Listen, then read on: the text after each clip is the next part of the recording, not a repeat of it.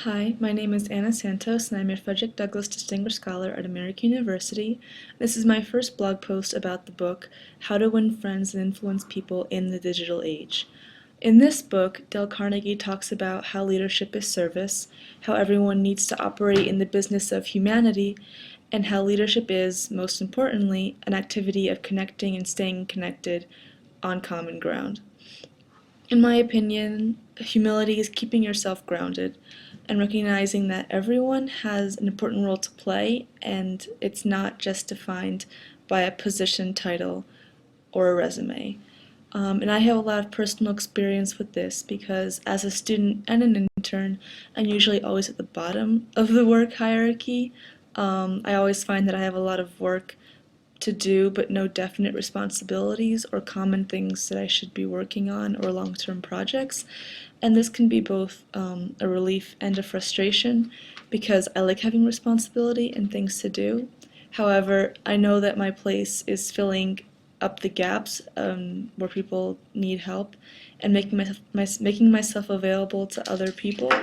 And I also have to keep in mind that I'm only at an internship or in a place as a student for a very short amount of time, and I'm here to learn, and other people are taking their time to teach me the ropes, even though I may not be there for very long or for more than one semester.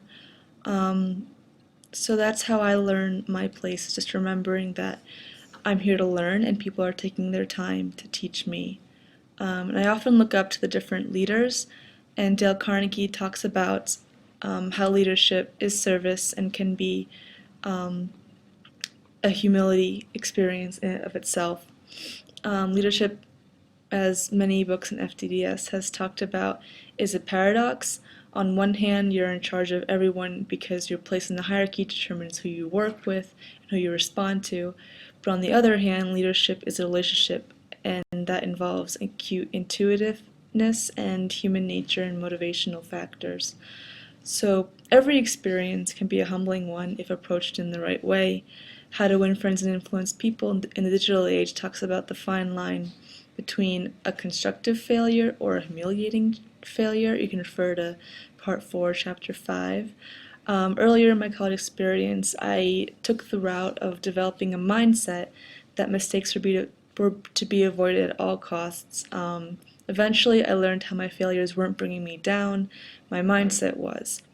I would become so disappointed by failure that I would just stop pursuing different things altogether because I didn't want to fail at all, which in and of itself is a failure. So I learned how to accept my vulnerabilities and be humbled by both success and failure. And I think this book really reinforces my experiences, and I'm happy to continue reading it. So that's my blog post for the day, for the week, and I will see you next week. Bye!